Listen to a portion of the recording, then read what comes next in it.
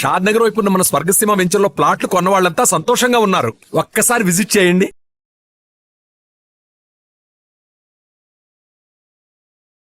నమస్తే, welcome to i dream talking point with కవిత.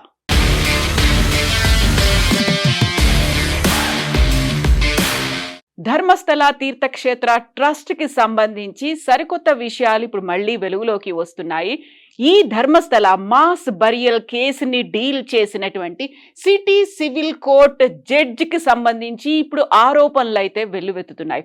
యాక్చువల్గా ధర్మస్థలలో జరిగినటువంటి మాస్ బరియల్ కేసుకి సంబంధించి కర్ణాటకకి సంబంధించినటువంటి 300 యూట్యూబ్ ఛానళ్లకి సంబంధించి ఒక గ్యాగ్ ఆర్డర్ని పాస్ చేసినటువంటి city civil court judge Vijay Kumar రాయ్కి సంబంధించి అక్కడ ధర్మస్థల తీర్థక్షేత్ర ట్రస్ట్ ఆధ్వర్యంలో రన్ అవుతున్నటువంటి లా కాలేజ్లోనే ఆయన చదువుకున్నాడు, అందువల్లే ఆయన ఒక గ్యాగ్ ఆర్డర్ని పాస్ చేశాడు అనేటువంటి వార్తలు, వాదనలు, ఆరోపణలు ఇప్పుడు వినిపిస్తున్నాయి.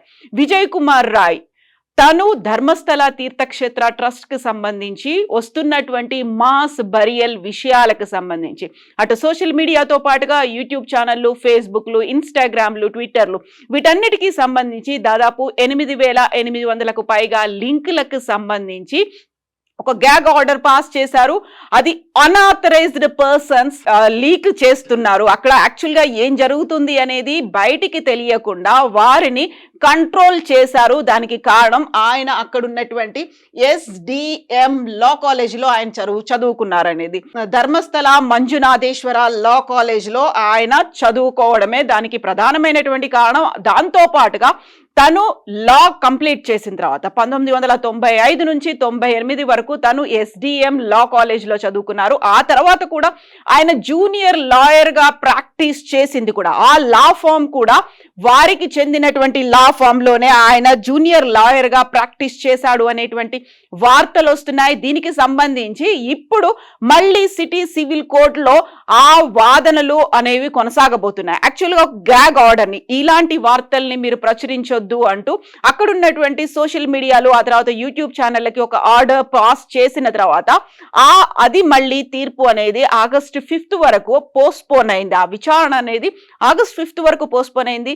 ఆలోపు దానిని వార్తల్ని ప్రసారం చేయొద్దు అని చెప్పినప్పటికీ అక్కడ ఉన్నటువంటి విజిల్ బ్లోయర్స్, సోషల్ యాక్టివిస్టులు, అక్కడ ఉన్నటువంటి యూట్యూబ్ ఛానళ్లతో పాటుగా మరికొంతమంది అక్కడ సోషల్ యాక్టివిస్టులు కలిసి కర్ణాటక హైకోర్టుని అప్రోచ్ అయ్యారు. దాంతో కర్ణాటక హైకోర్టు ఆ గ్యాగ్ ఆర్డర్ని రద్దు చేసింది. అక్కడ ఉన్నటువంటి ఏం జరుగుతోంది అనేది తెలుసుకోవాల్సినటువంటి అవసరం ఉంది. At the same time public interest అనేది ఉంటుంది కాబట్టి భావ ప్రకటన స్వేచ్ఛని మనం అడ్డుకోలేము కాబట్టి ఆ గ్యాగ్ ఆర్డర్ని మేము రద్దు చేస్తున్నాము అంటూ కర్ణాటక హైకోర్టు తీర్పునిచ్చిన నేపథ్యంలోనే అప్పటిదాకా అందరూ అన్ని రకాల వార్తల్ని ప్రచురించినప్పటికీ కూడా ఐ డ్రీమ్ కూడా ధర్మస్థలకి సంబంధించి వార్తల్ని ప్రచురించలేదు. బట్ ఆగస్టులో 5th దాకా కాకుండా ఈ లోపుగానే పోయిన శుక్రవారం రోజే కర్ణాటక హైకోర్టు ధర్మస్థలలో ఏం జరుగుతుంది అని తెలుసుకునే అవసరం కావచ్చు, తెలుసుకోవాల్సినటువంటి పరిస్థితులు ఉన్నాయి కాబట్టి వాటిని ప్రచురించవచ్చు అని చెప్పిన తర్వాత మాత్రమే మనం ధర్మస్థలాకి సంబంధించినటువంటి వార్తల్ని ఇస్తున్నాము. సో ఇప్పుడు ఆగస్టు 5కి ఆ విచారణని పోస్ట్పోన్ చేసిన తర్వాత జడ్జిని మార్చాల్సినటువంటి అవసరం ఉంది. లేకపోతే ఆ కేసుని ఇంకొక కోర్టుకి బదిలీ చెయ్యండి అనేటువంటి వార్తలు కూడా వినిపిస్తున్నాయి. విజయ్ కుమార్ రాయ్ అక్కడ వర్క్ చేశారు. తనకి SDMతో పాటుగా తీర్థక్షేత్ర ట్రస్ట్ కి సంబంధించి కూడా సంబంధాలు ఉన్నాయి అనేటువంటి వాదన కూడా వినిపిస్తోంది. దీంతో పాటుగా SDM లా కాలేజీలో 1995 నుంచి 98 వరకు విజయ్ కుమార్ రాయ్ చదువుకోవడమే కాదు, ఒక లా ఫామ్ లో PP హెగ్డే అండర్లో ఆయన బల్లాల్గఢ్ మంగళూరులో ఉంది, అక్కడ జూనియర్ లాయర్ గా కూడా ఆయన జాయిన్ అయ్యారు. The law firm used to represent Veerendra Heggade of Dharmasthala. So Dharmasthala Tirthakshetra trust కి ఎవరైతే ఇప్పుడు ధర్మాధికారి ఒక చైర్మన్ ఉన్నారో వీరేంద్ర హెగ్గడే, తను ఇప్పుడు రాజ్యసభ మెంబర్, ఆయనకు చెందినటువంటి లా ఫామ్ లో ఆయన జూనియర్ అడ్వకేట్ గా కూడా వర్క్ చేశారు. At the same time board Dharmasthala దీనికి సంబంధించి వీరేంద్ర హెగ్గడే బ్రదర్ ఉన్నారు, హర్షేంద్ర హెగ్గడే, ఆయనే కోర్టుకు వెళ్లారు, సిటీ సివిల్ కోర్టుకు వెళ్లారు, ఒక గ్యాగ్ ఆర్డర్ ని ఇవ్వండి అనే దాంతో పాటుగా అనాథరైజ్డ్ పర్సన్స్ మాట్లాడుతున్నారు అని దానికి జడ్జిగా విజయ్ కుమార్ రాయ్ ఉన్నారు. దీంతో పాటుగా board of management of SDM law college లో హర్షేంద్ర హెగ్గడే ఆయన సెక్రటరీగా ఉంటే వీరేంద్ర హెగ్గడే ప్రెసిడెంట్ గా ఉన్నాడు. ఆ కాలేజ్ కి సంబంధించి తనకి లింక్స్ అనేవి ఉన్నాయి, తనతో అసోసియేషన్ ఉంది కాబట్టి విజయ్ కుమార్ రాయ్ ని కాకుండా వేరే కోర్టుకి దాన్ని తరలించండి ఆ విచారణని అనేది.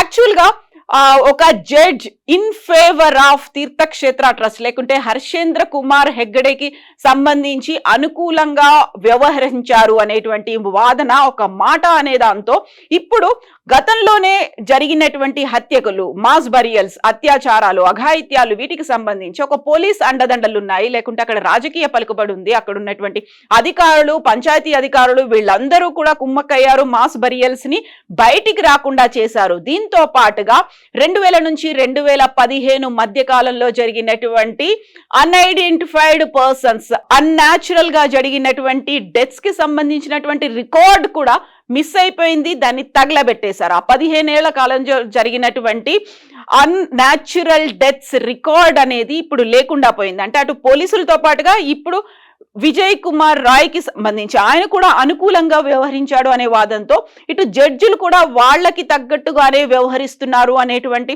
వాదనలు, ఆరోపణలు కూడా వినిపిస్తున్నాయి. ఆ నేపథ్యంలో విజయ్ కుమార్ రాయ్ ని అక్కడి నుంచి తప్పించాలి, లేకపోతే ఆ సిటీ సివిల్ కోర్టుకి సంబంధించి ఇంకొక కోర్టు ముందు ఈ వ్యాజ్యాన్ని ప్రవేశపెట్టాల్సినటువంటి అవసరం ఉంది అనేటువంటి వార్తలైతే ఇప్పుడున్నాయి. దానికి సంబంధించి అడ్వకేట్లతో పాటుగా అక్కడే ఉన్నటువంటి కొంతమంది జర్నలిస్టులు కూడా ఇదే కన్సర్న్ ని వ్యక్తం చేశారు. విజయ్ కుమార్ రాయ్ తను జూనియర్ జడ్జిగా ఉన్నప్పుడు ఎక్కడైతే SDM లా ఫామ్ వాటికి సంబంధించినటువంటి హర్షేంద్ర కుమార్ కి సంబంధించినటువంటి లా ఫామ్ లో పనిచేసినప్పుడు 2004లో కూడా ఆయన ఇలా అనుకూలంగా వారికి తగ్గట్టుగా పక్షపాత పూరితంగా వ్యవహరించారు అనే దాంతో పాటుగా 2013లో కూడా ఇంకొక కేసుకి సంబంధించి విజయ్ కుమార్ రాయ్ వ్యవహారం అలాగే ఉంది అనేటువంటి వార్తలు, దానికి సంబంధించినటువంటి కేసు డీటెయిల్స్ ను కూడా ఈ జర్నలిస్టులు హైకోర్టుకి వివరించారు. ఇప్పుడు అదే వార్తలు, అదే ఆధారాలతో విజయ్ కుమార్ రాయ్ కాకుండా ఇంకొక జడ్జికి ఈ కేసుని కేటాయించండి అనేటువంటి మాటలు కూడా వినిపిస్తున్నాయి. సో ధర్మస్థల తీర్థక్షేత్ర ట్రస్ట్ ఆధ్వర్యంలో రన్ అవుతున్నటువంటి కాలేజే కాదు, అదే లా ఫామ్ లో ఆయన జూనియర్ అడ్వకేట్ గా చేయడం, ఇప్పుడు సిటీ సివిల్ కోర్టుకు సంబంధించి ఆయన జడ్జిగా ఉండడంతో పాటుగా అనుకూలంగా వ్యవహరించడం, ఈ వాదనలన్నిటికీ తోడు అక్కడ జరుగుతున్నటువంటి వ్యవహారాలు వీటన్నిటికీ సంబంధించి సమగ్రమైనటువంటి విచారణ జరపాలి. సిట్కి అయితే ఇప్పుడు 13 ప్లేసుల్లో ఆధారాలు, బలమైనటువంటి ఆధారాలు లభించలేదు, అక్కడ అవశేషాలు కూడా లభించలేదు. దొరికినటువంటి ఒకే ఒక అవశేషం 6వ ప్రాంతంలో దొరికినప్పటికీ తల లేకుండా దొరికింది, అది కూడా ఒక మేల్ డెడ్ బాడీ అనేది ఐడెంటిఫై చేసిన తర్వాత మిగతా మిగిలిపోయినటువంటి ప్రాంతాలు, ఈ 13 ప్రాంతాల్లో కాకుండా అక్కడ కూడా ఏమీ దొరకకపోతే దాన్ని కంప్లీట్ గా క్లోజ్ చేస్తారా? నెక్స్ట్ కర్ణాటక సీఎం సిద్ధరామయ్య తీసుకోబోయేటువంటి స్టెప్ ఎలా ఉంటుంది? మళ్ళీ సరికొత్తగా GPR ని పెట్టుకొని ఇతర లొకేషన్స్ ని ఐడెంటిఫై చేసి అటు నేత్రావతి నదితో పాటుగా ఉజిరే, ధర్మస్థల ప్రాంతాలు, at the same time western Ghats లో కూడా ఇలా మళ్ళొకసారి తవ్వకాలు చేపడతారా? వీటన్నిటికి సంబంధించి సమగ్రమైన విచారణ జరపాలి. At the same time Vijay Kumar Rai తో పాటుగా ఎవరైతే అక్కడ అన్యాచురల్ డెత్స్ రికార్డ్స్ కి సంబంధించినటువంటి ఆ రిజిస్టర్ ని తగలబెట్టారు, ఆ పోలీస్ ఆఫీసర్ ఎవరు అనేది కూడా ఐడెంటిఫై చేయాల్సినటువంటి అవసరం ఉంది. 2000 నుంచి 2015 మధ్య కాలంలో, అంటే 15 సంవత్సరాల పాటు, అది కూడా 10 ఏళ్ల క్రితం. ఇప్పుడు మనం 2025లో ఉన్నాం కాబట్టి అప్పుడు ఆ పోలీస్ అధికారి ఎవరు తగలబెట్టారు, వాటిని ఆన్లైన్ లో డేటాలో ఎక్కించకుండా ఎందుకు తగలబెట్టారు, దాని వెనకాల ఎవరున్నారు, వీటికి సంబంధించినటువంటి విచారణ కూడా జరపాల్సినటువంటి అవసరం ఉంది. ఒక సమగ్రమైనటువంటి ఇన్ డెప్త్ విచారణ జరగాల్సినటువంటి అవసరం అయితే ఉంది. బట్ అక్కడ ఉన్నటువంటి అధికారులు కావచ్చు, పోలీసులు కావచ్చు, న్యాయ వ్యవస్థ, వీటన్నిటి మీద బోల్డని క్వశ్చన్ మార్క్స్ అయితే కనిపిస్తున్నాయి. చాలా వరకు అనుమానాలు వ్యక్తం అవుతున్నాయి. ముందు నుంచి 1979లో వేదవల్లి అనేటువంటి ఒక మహిళ అదృశ్యమైపోయి ఆ తర్వాత డెడ్ బాడీగా కనిపించిన తర్వాత అప్పటి నుంచి టిల్ డేట్ ఇప్పటిదాకా ఏం జరిగింది, ఏం జరుగుతోంది, వీటన్నిటికీ సంబంధించినటువంటి వివరాలు రావాల్సినటువంటి, బయటికి రాబట్టాల్సినటువంటి అవసరం అయితే ఉంది.